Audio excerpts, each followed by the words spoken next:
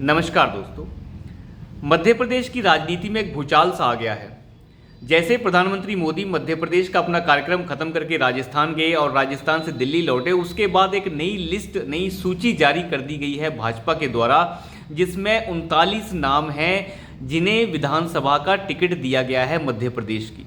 आपको याद ही होगा, एक सूची पहले भी आई थी जिसमें लगभग 30 नाम थे और उनकी सूची लगभग आप ये मान सकते हैं इतने दिन पहले आ गई थी, जिससे कि ये संशय लगाया जा रहा था कि कुछ बड़ा जो है भारतीय जनता पार्टी मध्य प्रदेश में करने वाली है।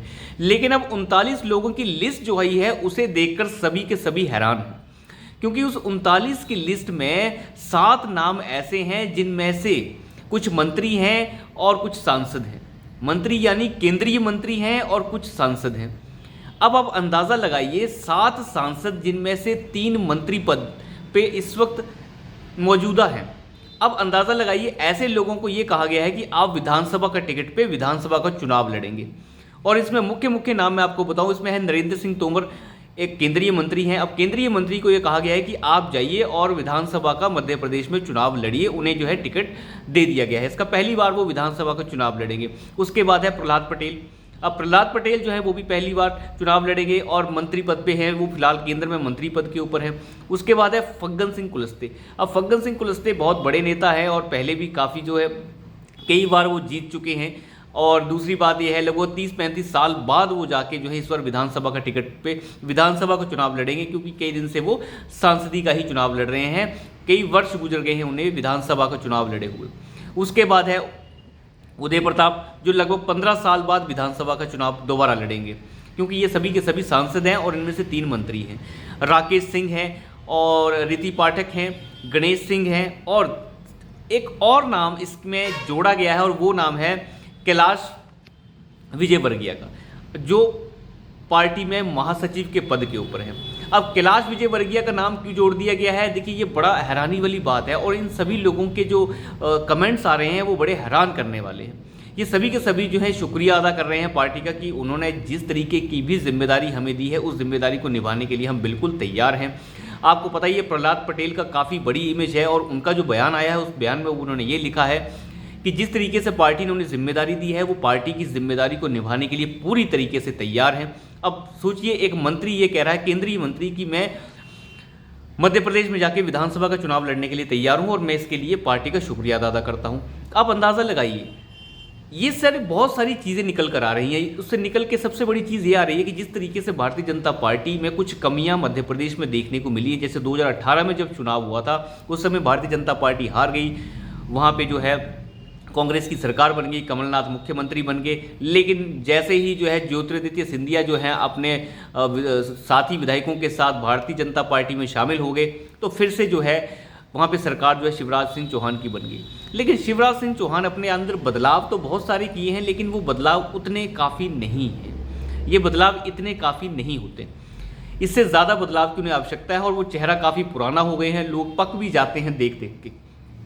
तो मुझे लगता है भारतीय जनता पार्टी जो है वो चीज़ों को महसूस कर रही है और ये महसूस किया है केंद्रीय नेतृत्व ने भारतीय जनता पार्टी के, कि जो लोगों का और साथ ही साथ भाजपा के जो ज़मीनी कार्यकर्ता है वो शिवराज सिंह चौहान से कुछ ज़्यादा खुश नहीं है।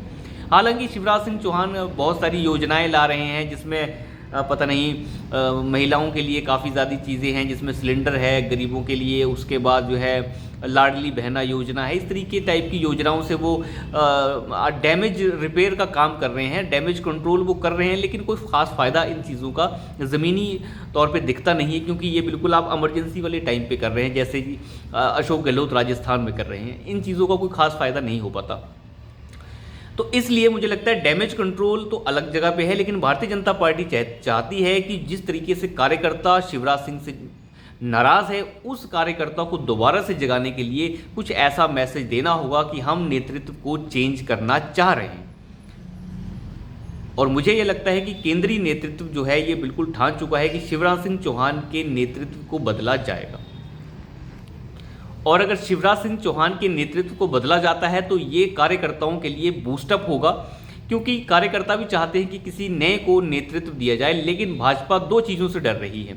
अभी आप जानते ही हैं कि कर्नाटक में एकदम से जब येदियुरप्पा से पद छीन लिया गया था और ये कह दिया गया था कि बोम्मई को मुख्यमंत्री बना दिया जाए, लेकिन बहुत ज़्यादा घाटा जो है कर्नाटक में हुआ। उसके अंदर बहुत सारी चीज़ें थी कर्नाटक में। येदियुरप्पा अपने बेटे को जिताने के लिए क्या क्या टांगड़े लगा रहे थे, सबको पता है।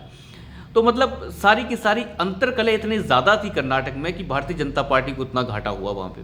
और ऐसा नहीं था कि काम नहीं किया, काम करना एक बात की बात होती है, लेकिन इंटरनली इतना बुरा हाल था पार्टी का कि वो अपने आप को बचा नहीं पाई।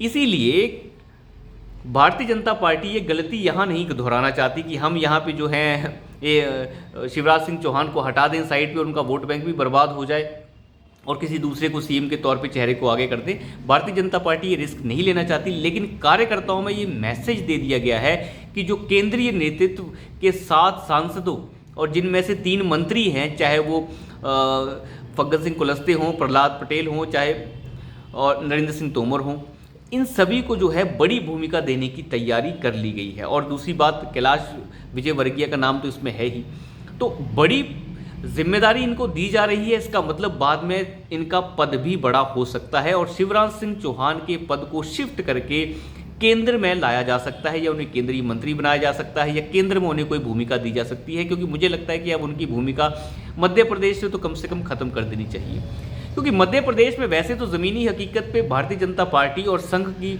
विचारधारा जो है बिल्कुल ज़मीनी सतह तक फैली हुई है। अगर कहीं गुजरात के बाद अगर आप देखें संघ का कहीं बहुत बढ़िया पकड़ है तो वो मुझे लगता है मध्य प्रदेश में है, और पूरे राज्य में संघ ने एक अच्छी खासी पकड़ बना के रखी हुई है।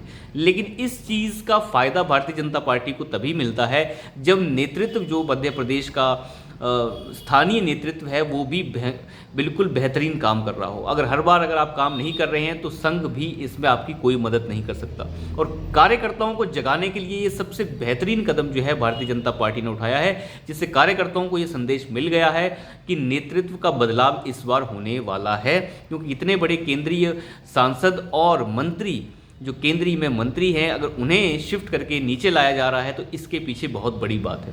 हालांकि ये वैसे भी बहुत बड़ी बात है, कोई भी केंद्रीय मंत्री जो है आप ये कह सकते हैं नीचे आ रहा है, और ये चीज़ें बड़ी किसी और पार्टियों में देखने को मिलती नहीं है, जहाँ पे बड़े बड़े नेता जो हैं छोटा एमएलए बनने के लिए नीचे आ जाते हैं। आपने अभी महाराष्ट्र में भी देखा ही है किस तरीके से फडणवीस जो पहले मुख्यमंत्री रहे हैं अब उप मुख्यमंत्री बन चुके हैं।